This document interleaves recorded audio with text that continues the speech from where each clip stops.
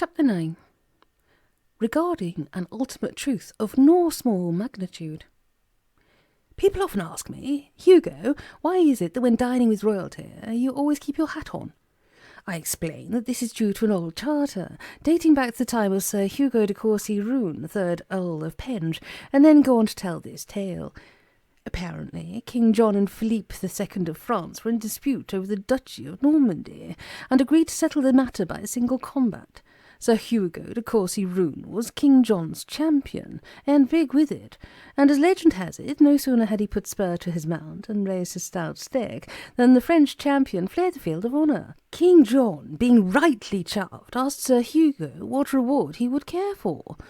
The 3rd Earl replied, "Sire, I have titles, lands, and wealth enough, but I would crave a boon for myself and my successors, to remain covered about the head regions in the presence of your highness and all future sovereigns of the sceptred isle." King John, knowing full well Sir Hugo's thing about his bald spot, and considering this pretty cheap at the price, gave the request the royal thumbs up, and so, whenever I am called to dine at the palace, I always sport an old straw boat or a knitted bobble hat, to exercise my hereditary privilege. I am born of noble stock, and I am not too proud to admit it. When it comes to deeds of great valour performed in the cause of king and country, the name of Rune is up there with the best of them, and then some. Which brings me to the matter of my heroic cousin, Lord Victor Rune, V.C., and the most singular circumstances surrounding his tragic and untimely demise. It began in this fashion. After several years of rank-rising, deed-doing, and medal-winning, 1945 found Cousin Vic leading an armoured battalion into Berlin. Considering this an ideal opportunity to notch up a final few medals for the family collection, now housed in a vault beneath Windsor Castle, it was Cousin Vic's plan to round up all the Nazi war criminals and march them off to prison. Imagine his surprise, therefore, when he discovered that not a single German he met had ever been in the Nazi party, let alone had even heard of a concentration camp. Cousin Vic was frankly baffled. Where did all the Nazis go? He asked a Berliner who was waving a Union Jack. What is a Nazi? The other replied. And wherever he went in the city, he found it to be the same. Everyone was a civilian. None of them had ever supported Mr. Hitler, and most were shocked to hear that anything like that had been going on. And who's going to pay for all this damage? The mayor of Berlin asked my cousin. Vic returned to England without further medals, pondering on the mystery. Where did all the Nazis go? 1 minute there had been apparently an entire nation set upon racial purity and world domination, and then the next. As years passed, my cousin came to encounter this phenomenon again and again. There were peace rallies in the 1960s with stone-throwing anarchists running amok, but the next day in court, these same stone-throwing anarchists complained that they were nothing more than innocent bystanders who had been brutalized by policemen and thrown into Black Marias. And the policemen themselves, when accused of baton-charging peacefully protesting women and children, denied that they had ever done any such thing. Oh, no, not us, they swore under oath. Curiouser and curiouser. And then there were the free pop concerts, which attracted as many as 250,000 hippies. They were there, and then they weren't. Where did they go to? When did you ever see even 4 hippies anywhere else? And the annual Wembley Country and Western festivals. Thousands and thousands of fans, all wearing full Western regalia. Cousin Vic could not recall ever once having bumped into a cowboy in the street. And those football supporters storming the terraces. When the football season ended, these warrior bands literally vanished. They were never seen waving their scarves, chanting and kicking people with their Dr. Martens at any other time of year. Where did they all come from, and where did they go? That was the question. It was the day of the first London Marathon that Cousin Vic knocked upon my door. He was carrying a battery-driven television set and shaking terribly. "Look at them, Hugo." He pointed to the tiny screen. Where did they all come from? If they behaved like that every day, the city would grind to a halt, and I'll wager that if you go down there tomorrow, there'll be no trace of them. What does it all mean? He sank into a fireside chair, and I poured him a small medicinal quart of absinthe to steady his nerves. "I can tell you," said I, "but I don't know if I dare. The truth, when it is revealed, will rock the world upon its axis. It is better that I alone bear the burden. In fact, the secret must remain with me until the day I die. I am sorry, Victor." "Hugo," said Cousin Vic, "you have my word as an officer and a gentleman that whatever you tell me will not go beyond the walls of this room. Cross your heart and hope to die? In a cellar full of sex-crazed Turkish truckers?" He solemnly crossed his heart. Then so be it. I refreshed his glass and told him the terrible truth. I have studied this manifestation for many years and have devoted considerable thought to it. I have given it a name. Spontaneously generated crowd phenomenon. Have you ever wondered why it is always hot and dry in the Sahara Desert and cold and rainy in Wales? He shook his head. The alchemists believe in the principle as above as so below, that everything is linked. The Sahara is hot, dry and golden, so it tracks the sun. Wales is grey, dull and close on Sundays. Therefore, weatherwise, it gets what it jolly well deserves. SGCP is a bit like that. At a certain place, at a certain time, under certain conditions, things will occur. The crowds of which you speak are not fully or truly crowds at all. They are not composed of real people. These crowds are vast living organisms, formed from thousands of single human-like cells. They flourish when the perfect conditions occur for them to do so. Theirs is a brief mayfly existence. When the event, whatever it may be, finishes, the cell structure decays, the cells divide, fade away, and die. Certainly, a few misguided humans will attend football matches and country and western festivals, but one look at the uniform blankness of expression on the faces of the crowd should tell you all you need to know. The crowd is not human. I contend that these crowds spontaneously generate from microscopic spores which constantly drift about in our atmosphere, awaiting the perfect conditions in which to briefly flourish. Your vanishing Nazis, for instance.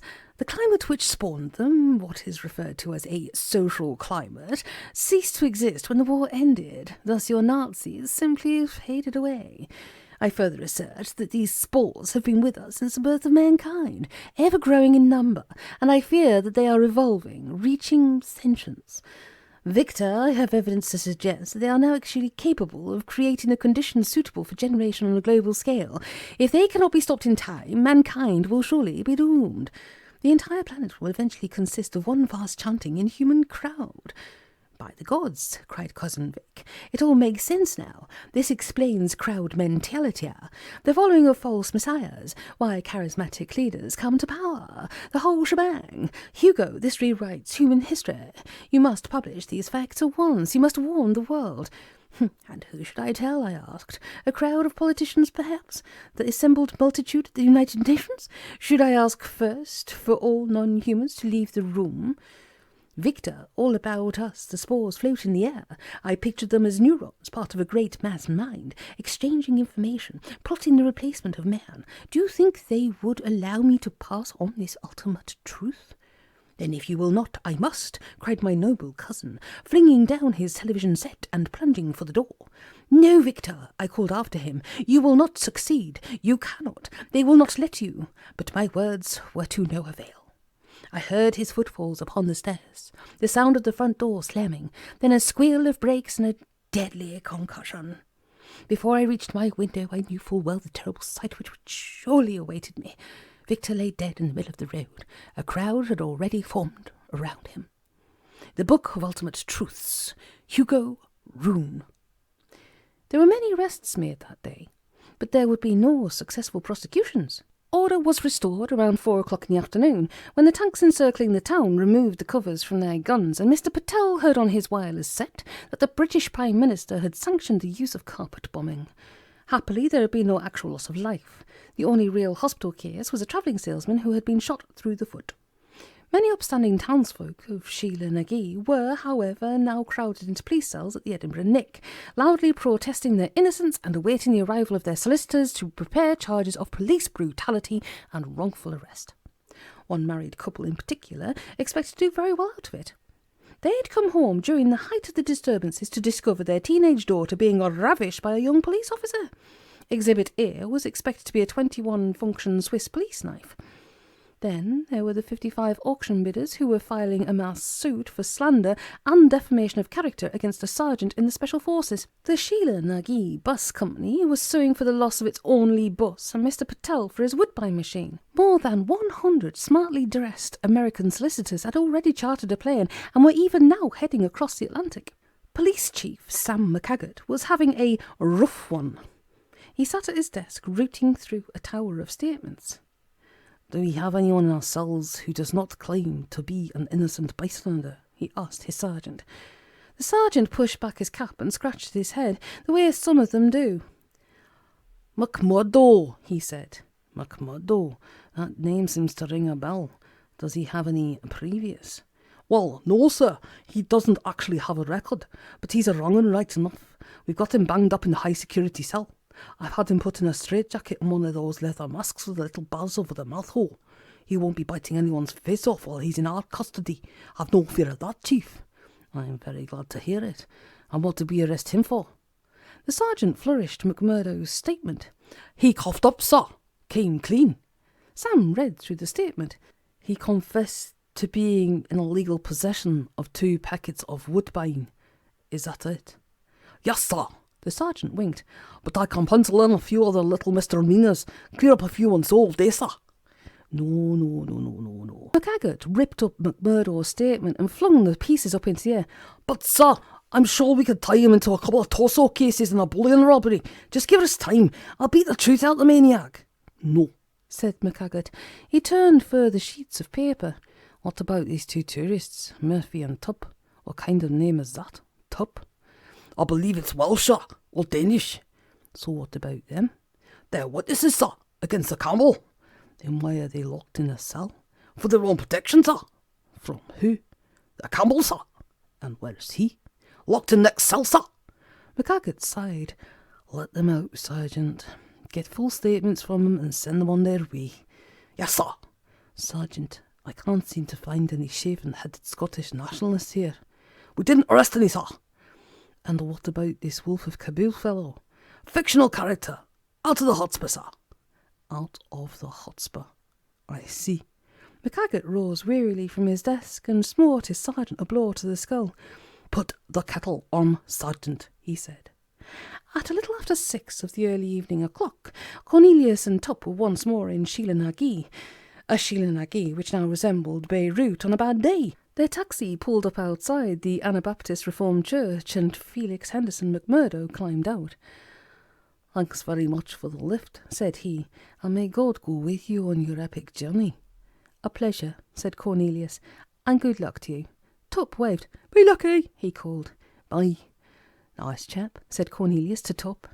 One of the best, said Tuppe to Cornelius. He'll finish his days at the end of a rope, said the taxi driver, unclenching his buttocks. Do you want me to wait by the way? Oh, yes. Cornelius climbed from the cab and stood amidst the rubble. We have to pick up some belongings and then we'd like you to drive us. Where to? The south. A long way to the south. No problem there. It's cash only for all trips costing less than £25 of course, but I will accept personal cheques up to £50 if they are accompanied by a valid cheque card and any major credit card. Cornelius left £200 in cash and an envelope pinned to the pulpit.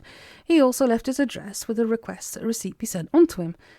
First class, said Cornelius, once a green canvas portmanteau and his personal baggage were all in the boot of the taxi. South? Asked the taxi driver. South, said Cornelius Murphy, grinning like a good 'un.